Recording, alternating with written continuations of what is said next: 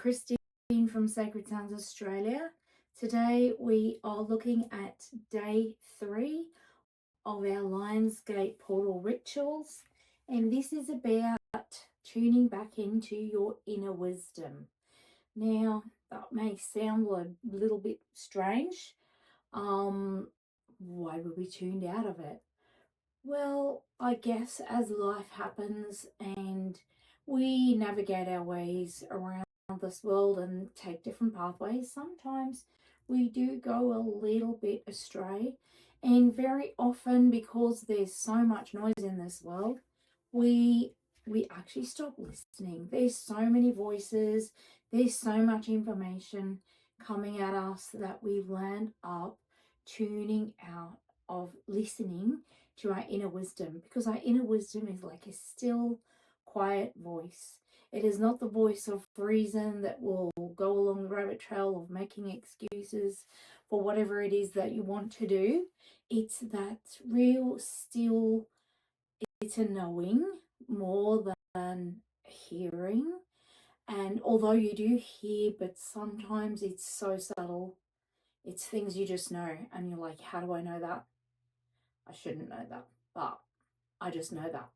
And then when you're right and it gets proven to you that you're right, you're like, yes, I heard that. I heard that. I knew it. I just knew it before.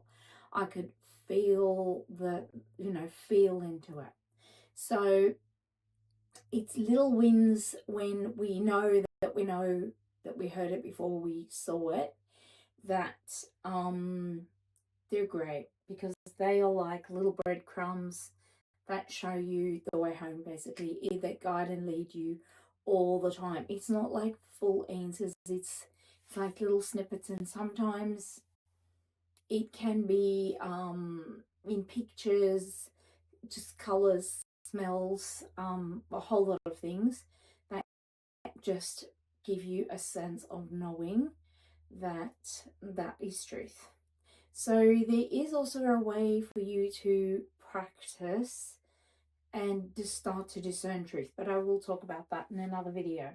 So if you have lost your way and you have become out of tune, we often second guess ourselves. So if we've had an experience in life where we have thought, yes, this is the way, and then it's proven not to be, or we get lost, or we get burned by an experience, or whatever the case might be, we start to mistrust ourselves. So I'm going to talk about 2 energy centers that are really, really vital for us to get back in balance, to come back to the place where we can tune back into our inner wisdom.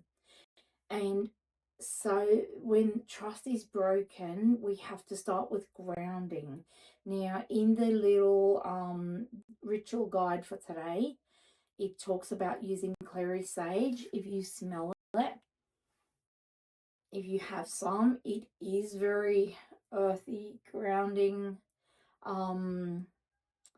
scent. I don't like it because I feel like it just drops me down too much, but you can always mix it with something else. I have some balance here. So if you're a bit all over the place and you're like, oh, I got this vision, oh, I had all this information, oh, I'm going to do this stuff, and it's like way out there, and you need to anchor it in and bring it down to a place of embodying it or trusting yourself, then grounding is definitely the way to go. So just shortly, I will play you a little guided meditation that will bring you into full balance, because I see a lot of people also just using high vibrational tools of all sorts, right, from food, tea, mushrooms, whatever it is, a whole lot of things to come back to that place of inner wisdom. I believe that when your body is in balance and you're in balance with the energies of the earth and balance in energies of the cosmos, and your heart space is open, that is a really good place to be, because you become like an antenna, a channel basically, where you can receive messages, but you can also deliver messages and they can be received because the frequency of it is really good. So I always suggest the root chakra balance, heart, because heart is a transmitter and a receiver. So it's almost like a really vital part of receiving the messages. And then your third eye, obviously, if you are going to have to decode whatever you download. It may just be colors, it may be a picture. The third eye will be able to give you the ability to decipher what it is, to become like a spotlight that will guide the way. So, you know, a lot of people might go for like a really higher note, and that is your soul star. Don't really recommend it unless you're going to do an earth star with it and some balancing notes in between. That will just help you when you do get those nuggets of wisdom, to have it really grounded, to have it where you can really tune into it, where you can really mull it over, and you can make clear decisions based on the information. You won't be just flying willy-nilly. So I'm sure we've all been that willy-nilly, what do they say, so heavenly minded, you know, earthly good. I did that for a long period of time. So a couple of the essential oils will also help ground your energy. If you're going to any type of meditation where you really want to connect with your intuition, doing something grounded will be great, because you'll obviously be having the high energy sounds, so you'll want to always balance, bring balance. That is how sound works. It's how perfume notes work.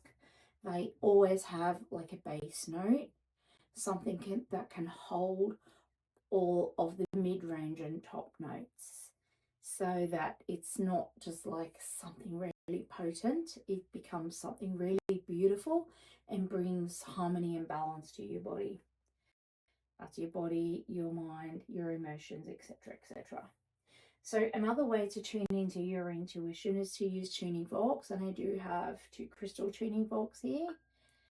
That's the root chakra and the third eye, but same principle, that I will be balancing notes to ground my energy.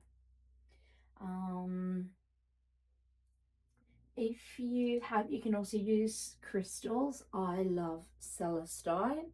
I know that the guide mentions labradorite, which is also really great for tuning back into your third eye energy.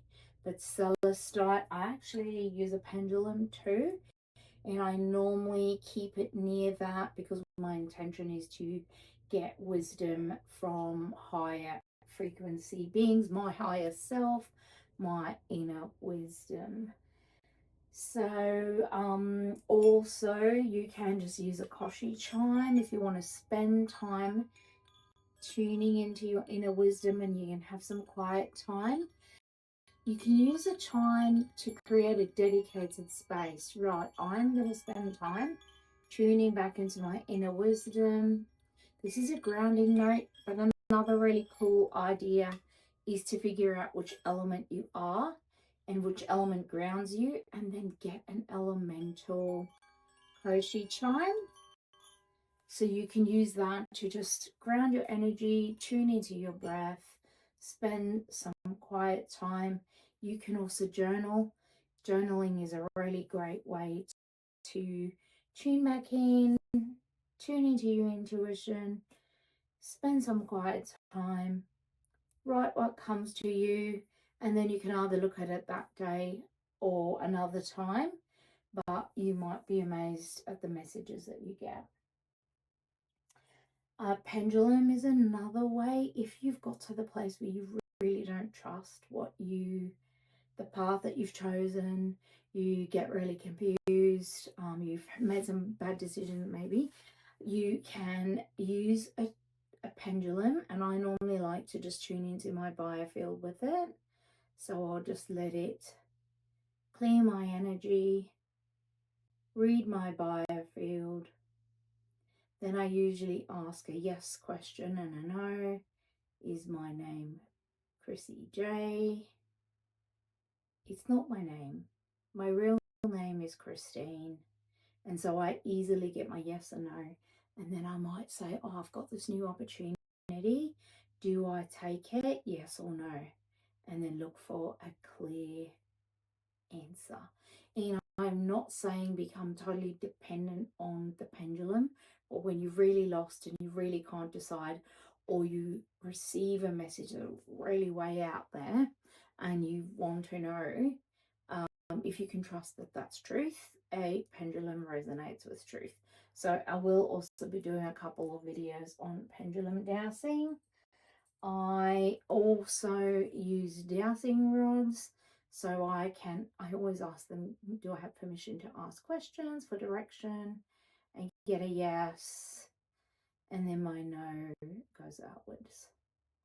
Takes a little time to tune these in, and you don't always get permission to ask. So, you know, the more you practice it, the more you will get permission to ask questions. So I would say, do I have permission to ask directions about my path moving forward? And sometimes you have to be really patient. There we go. So I will also be doing a little video clip on how to use dowsing rods to, yeah, just check yourself. Check in with your inner wisdom. Sometimes you can't actually check in with a human, because some of the stuff you get, they may say that is just crazy. It's just because they don't understand the context or where it comes from, because it comes from higher dimensions of yourself. So that is the my little spiel for tuning into your inner wisdom. Is the best place to be. If you, in a world where we can't really trust what's truth and what's not, what is artificial and what is not, it is really good practice for you to come back to your intuition and to learn how to trust yourself. So I will be focusing a lot of my stuff on teaching people how to restore balance. That's why I'm passionate about sound, because it balances up all of your channels, kind of like a radio station, tuning yourself in so you can receive the message. Yeah, that is what, like I say, why I love sound. So I hope you're enjoying this. If you have missed the dates for doing this, all of these practices are timeless anyway. They're really good to start coming back to yourself, coming back within, so you can use them anytime. And that's all for me now in this video. I will link a separate video with a little guided meditation to draw you back to centering on your breath.